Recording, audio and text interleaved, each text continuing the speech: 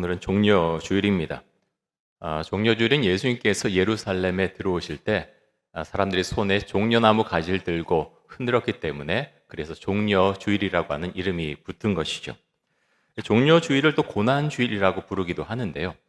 예수님께서 예루살렘에 입성하신 이후에 나중에 대제사장들과 바리새인들이 보낸 무리들에게 붙잡혀 가시죠.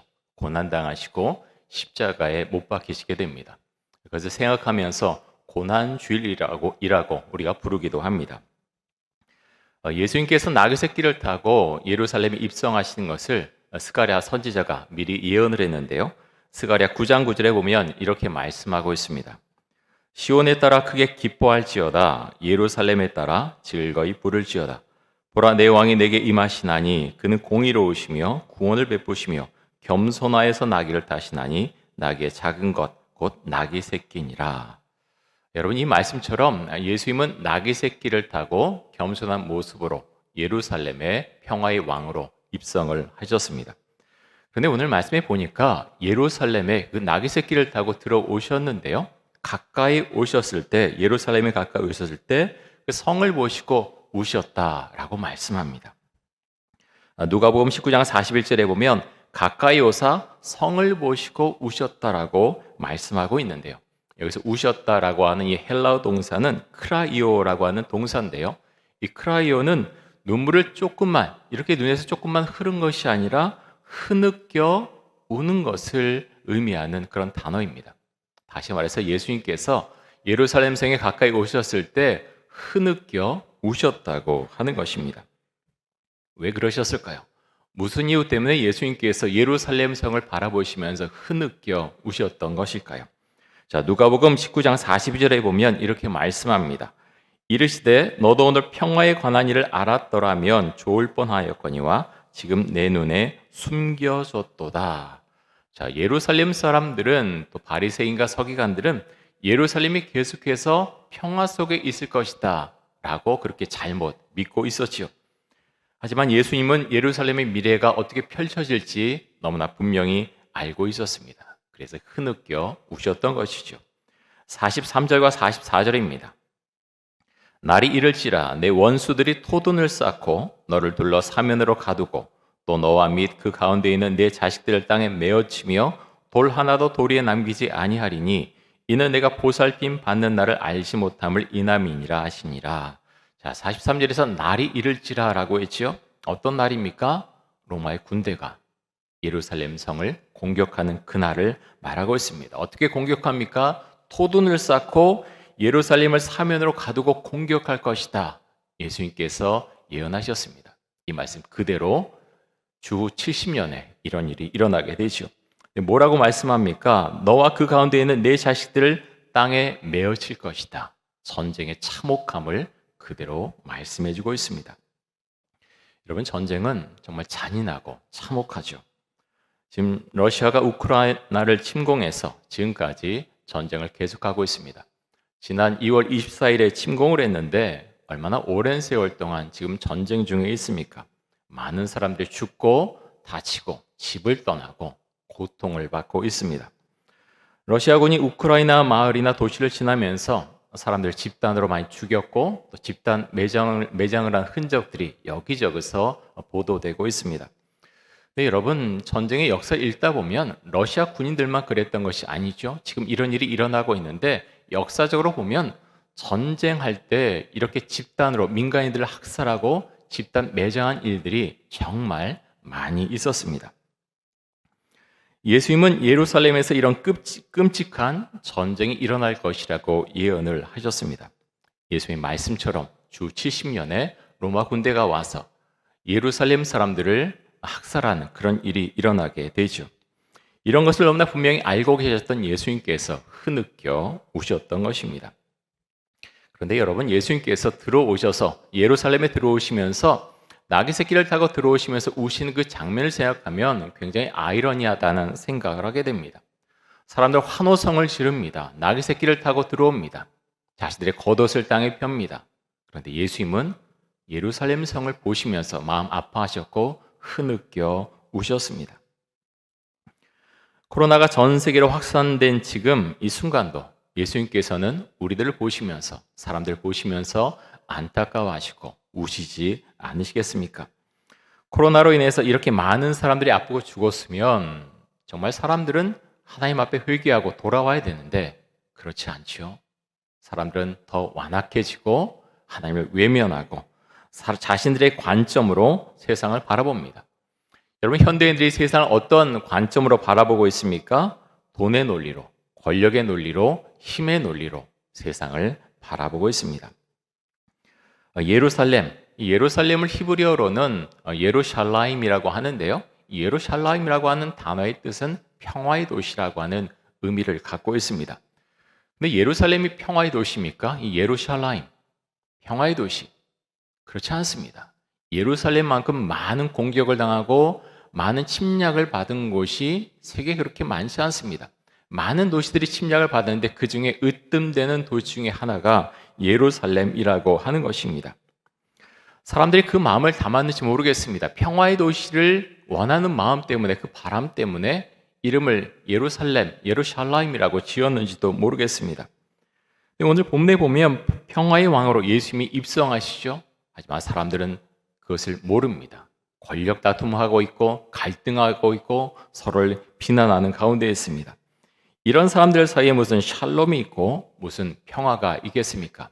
평화, 샬롬이라고 하는 것은 정말 좋은 것이지만 그렇다고 모든 것을 다 포용하고 또 모든 것을 다 좋다고 할 수는 없는 것이죠. 자, 누가복음 19장 45절입니다.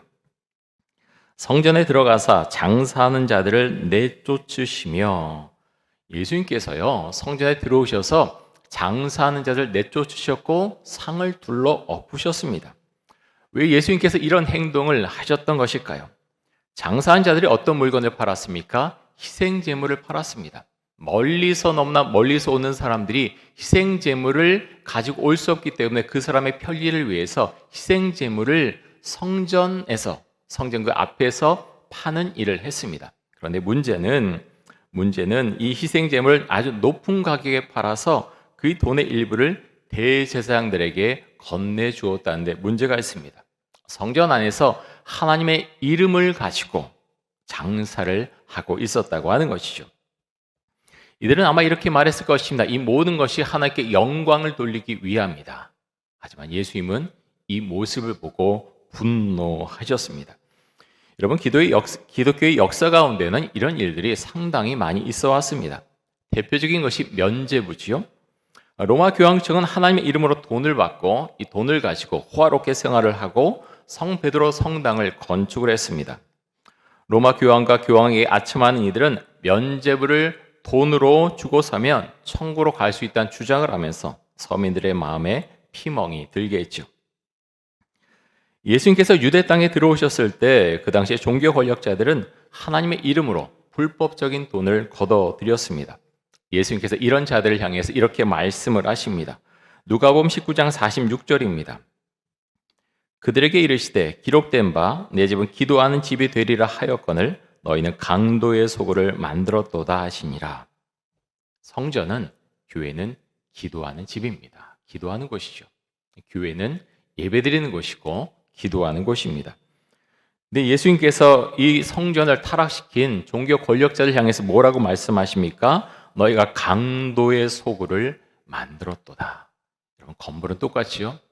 건물을 볼 때는 똑같아 보입니다. 하나님의 이름으로 재물을 팔고 제사를 드리고 다 똑같아 보이지만 예수님께서 분노하셨고 사람들 향해서 말씀하십니다. 너희가 강도의 소굴을 만들었다. 하나님의 집을, 기도하는 하나님의 집을 너희가 강도의 소굴을 만들었다라고 말씀을 하십니다. 사람들은 종교 권력자들이 부정적인 방법으로 돈을 걷어들이고 있는 것 잘 알고 있었을 것입니다. 하지만 아무도 이야기하지 못했겠죠. 왜 못했겠습니까? 그들의 권력과 힘을 다 소유하고 있었기 때문입니다. 예수님은 강도의 소굴이 된 예루살렘 성전을 보시면서 분노하셨습니다. 그리고 돌 위에 돌 하나도 남지 않을 이 예루살렘 성전의 미래를 바라보면서 흐느껴 우셨습니다. 여러분, 우리는 무엇을 보면서 울어야 하겠습니까? 우리에게는 하나님을 위해서, 하나님의 나라를 위해서 흘릴 눈물이 있습니까? 예레미야 선지자는 부패하고 어리석은 유다 사람들을 바라보면서 울었습니다. 예레미야는 하나님의 마음을 생각하면서 울고 또 울었지요. 자, 예레미야 9장 1절 말씀 보겠습니다. 예레미야 선지자는 이렇게 고백합니다. 어찌하면 내 머리는 물이 되고 내 눈은 눈물 근원이 되고 죽임을 당한 딸 내 백성을 위하여 주야로 울리로다. 예레미야 선지자는 유다 백성들을 향해서 그들을 위해서 울고 또 울었습니다. 하나님의 말씀을 아무리 전해도 들은 채도 하지 않고 행동에서 전혀 변화가 없는 그들을 보면서 답답했고 그들을 불쌍히 여겼고, 그래서 예레미야 선지자는 하나님 앞에서 기도하면서 울고 또 울었습니다. 오늘은 종려주일이고 또 내일부터 일주일 동안 고난주간을 우리는 보내게 됩니다. 고난주간이 여러분과 저에게는 어떤 의미가 있습니까? 우리의 마음속에는 나를 위해 십자가에 못 박혀 죽으신 그리스도의 형상이 남아 있습니까? 바울은 그리스도의 십자가에 대해서 이렇게 고백합니다. 갈라디아서 2장 20절입니다. 우리 같이 한번 읽습니다. 내가 그리스도와 함께 십자가에 못 박혔나니 그런즉 이제는 내가 사는 것이 아니요 오직 내 안에 그리스도께서 사시는 것이라.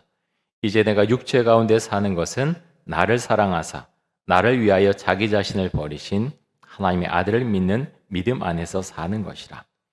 바울은 고백합니다. 내가 그리스도와 함께 십자가에 못 박혔습니다. 내 안에 십자가에 못 박히신 예수님께서 계십니다. 그 주님과 함께 저는 이 세상을 살아갑니다. 바울 사도는 그렇게 고백했습니다. 바울은 또 이렇게 고백합니다. 갈라디아서 6장 14절입니다. 제가 읽습니다. 그러나 내게는 우리 주 예수 그리스도의 십자가 외에 결코 자랑할 것이 없으니 그리스도로 말미암아 세상이 나를 대하여 십자가에 못 박히고 내가 또한 세상에 대하여 그러하니라. 바울 사도는 고백합니다. 십자가 외엔 내가 자랑할 것이 없습니다라고 고백합니다. 여러분, 우리는 무엇을 자랑하면서 이 세상을 살아가고 있습니까? 그리스도의 십자가를 우리도 자랑합니까? 어떤 것을 자랑합니까? 자식들 자랑을 합니까? 아니면 내가 쌓아온 어떤 부에 대해서, 내가 행해왔던 어떤 일들에 대해서 우리는 혹시 자랑하고 있지는 않습니까? 바울 사도 같은 고백이 우리에게 나타날 수 있기 원합니다. 그리스도의 십자가 외에 내가 자랑할 것이 없다라고 그는 말하면서 또 갈라디아서 6장 17절에 보면 이렇게 또 말씀합니다. 이후로는 누구든지 나를 괴롭게 하지 말라. 내가 내 몸에 예수의 흔적을 지니고 있노라. 여러분, 우리 안에 예수의 흔적이 있습니까? 우리의 말과 또 우리 행함 가운데 예수의 흔적이 나타납니까? 나의 모습을 통해서 그리스도의 향기가 퍼져 나가고 있습니까? 이제 고난주간 시작됩니다. 기도에 힘쓰는 고난주간이 되었으면 좋겠습니다. 말 그대로 고난주간입니다. 내 할 거 다 하면서 편하게 좀 시간이 남으면 기도 한번 해볼까 하는 것이 고난주간이 아니죠. 그리스도의 십자가 앞에 엎드려서 내가 그리스도와 함께 십자가에 못 박혔습니다. 그 고백을 가지고서 주의 십자가의 고난 가운데 참여하는 것, 그것이 고난주간입니다. 이번 일주일이 그런 일주일이 될 수 있길 원합니다. 우리의 생활을 정결케 하고 주 앞에 나가서 마음을 모으면서 예루살렘 성을 바라보시며 흐느껴 우셨던 그 예수의 마음을 우리에게도 달라고 기도하면서 그렇게 주 앞에 기도하며 나아가는 고난주간이 될 수 있기를 간절히 원합니다. 우리 이 시간 같이 기도하겠습니다. 이 시간 기도하실 때 전심을 다해 기도하는 고난주간이 되게 하여 주옵소서. 예수님처럼 어려움을 당한 사람들을 바라볼 때 불쌍한 마음과 안타까운 마음을 갖게 해주시고 그들을 바라보며 기도하게 하여 주옵소서. 우리 함께 기도하겠습니다.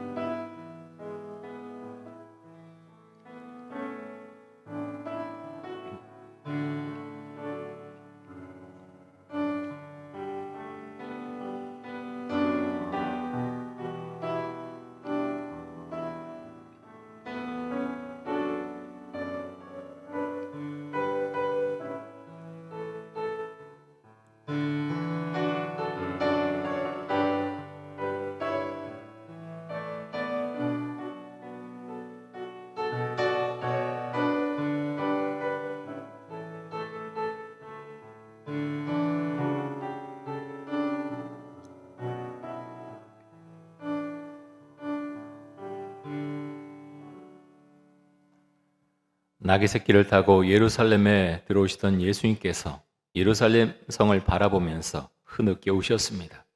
그 예수의 마음을 우리도 가질 수 있기 원합니다.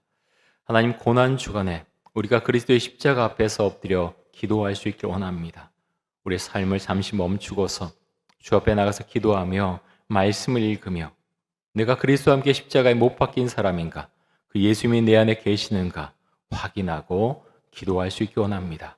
우리 성도들 가운데 함께 하시고 삶을 주님께서 주관하시고 인도하여 주옵소서. 예수 그리스도의 이름으로 기도드립니다. 아멘.